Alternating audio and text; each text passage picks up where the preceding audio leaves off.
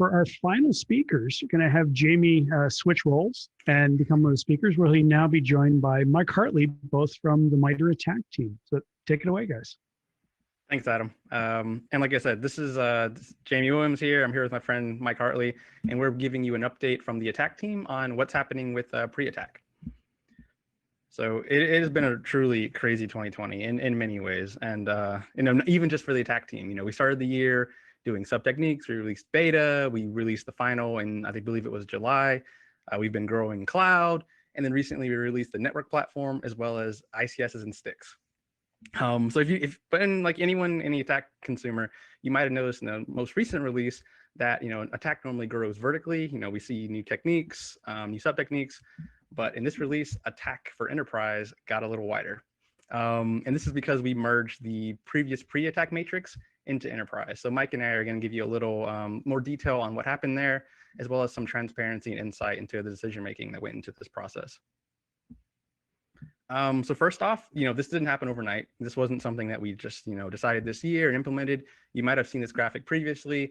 This was included, the entire idea for this merger was included in our 2020 roadmap, as well as if you followed ATT&CKcon last year, Adam actually presented an introduction for what we were thinking here. So, big picture, this is something that's been kind of on our minds for a while, and it just has been implemented as of version 8, this most recent release of ATT&CK.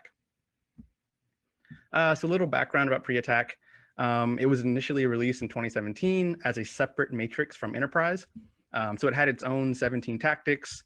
Long story short is when you think about a kill chain, enterprise typically focuses on what we call post-compromise or right of boom, where pre-ATT&CK was kind of thinking left of boom, the behaviors that an adversary would execute leading up to compromise. So thinking of things like, deciding on targeting, deciding on, what the priorities are, gathering information about their victim, staging and developing resources, things like that. And pre-ATT&CK really opened up some really interesting use cases. Most importantly, how do you get ahead of a breach? As a defender, how can I see artifacts of an adversary getting ready to target me, whether it be, setting up domains, tracking botnet activity. These are really important considerations, especially when you start thinking about open source intelligent requirements, like, where do we need to look for, and, in the public space to actually start seeing, adversary activity before it's actually in our environment. And like I said before, this wasn't something that happened overnight. Dating all the way back to version 2 of ATT&CK in 2018, we actually started to pull bits and pieces of pre-ATT&CK over into enterprise.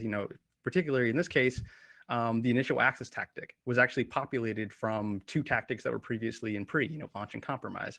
So like I said, this is something that's, we've kind of always had the desire to kind of bring these 2, pre and post compromise matrices and thoughts together. And finally in version 8, we've actually achieved that.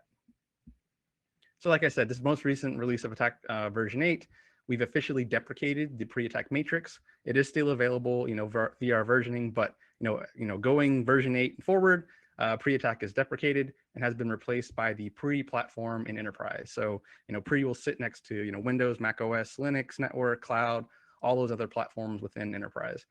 As you can see, and graphic on the bottom right is perfect example of highlighting this. Pre-ATT&CK was huge. We had to do a lot of rescoping, a lot of down select to get it into the 2 tactics that are now in enterprise. And just kind of giving you some transparency into the thought process that went into that. To kind of match everything currently in enterprise, we had 3 main criteria for translating these techniques. First of which was the behavior had to be technical. It had to be something that an adversary is doing with a host or a system, or something which kind of leads something technical, which leads to our second point. It had to be something that was visible to a defender. It's great to think about adversaries making decisions and kind of having their own board meetings and kind of defining their priorities. But to match the rest of the enterprise, that's not something we're going to see. It's not something we can actually defend against. So it really, unfortunately, didn't have a place in enterprise. And finally, in the spirit of ATT&CK, everything's based on open source in the wild. It had to be something that we actually had evidence of seeing adversaries do this. So it kind of, as you can see, the technical aspect being visible, all that cascades into that in the wild documentation, public reporting criteria that we use to build the rest of ATT&CK. So like I said, finally, the final merger, we've pulled initial access before, and then the final merger included the creation of 2 new tactics. As you can see on the bottom right, reconnaissance, and resource development. So kind of just diving into the first tactic, reconnaissance, you can kind of think of this as, pre-compromise discovery.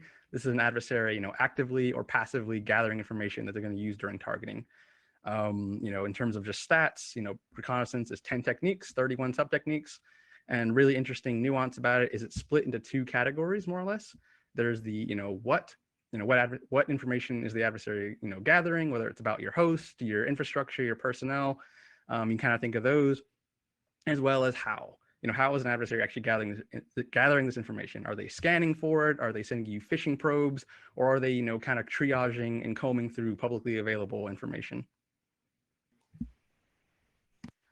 Thanks. The resource development tactic is focused on an adversary trying to establish resources they can use to support operations.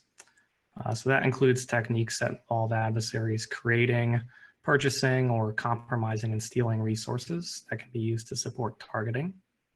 Resources here include infrastructure, such as buying or compromising servers or domains, accounts, such as creating or compromising email accounts or creating and developing a social media persona, and capabilities, such as developing or downloading malware exploits. While there are 6 new techniques and 26 sub-techniques here, please don't let that scare you. There's a parallelism among and within techniques that helps make use of these more manageable. As part of this release, we've also added a new pre-platform tag, as these behaviors don't fit neatly into Windows, Mac OS, Linux, cloud, network, or any other existing platform. We've also added a new pre-compromise mitigation, as often these behaviors are outside the scope of preventative measures an enterprise defender can typically take for detections and data sources. As Jamie said, everything going in here is visible to some defenders, but many are not observable to most enterprise defenders. We've highlighted some data sources and detections in cases where there are detections applicable to a broad set of defenders, such as using domain registration information to detect adversaries purchasing domains, including things like monitoring for domains registered that are similar to your own. That might be used for something like credential harvesting. In some cases, we also have pointers to related post-compromise behaviors where detection efforts may be more fruitful. So why do this? We hope to promote community adoption and contributions around tracking adversary reconnaissance and resource development efforts, and to have more integration across the wider spectrum of adversary behaviors.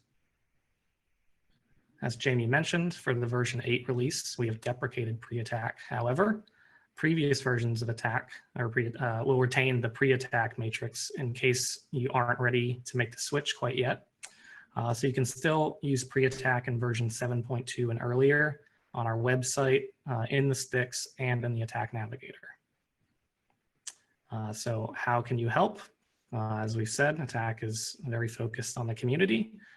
So feedback and contributions would be greatly appreciated. Looking for things like new techniques or scoping of existing techniques, documentation of potential detections and mitigations, and of course, reported instances of in the wild adversary procedure examples. Lastly, we want to give special thanks to a few people, including MITRE's Ingrid Parker for working with the attack team to develop the criteria for determining what pre-attack behaviors could assimilate into enterprise attack.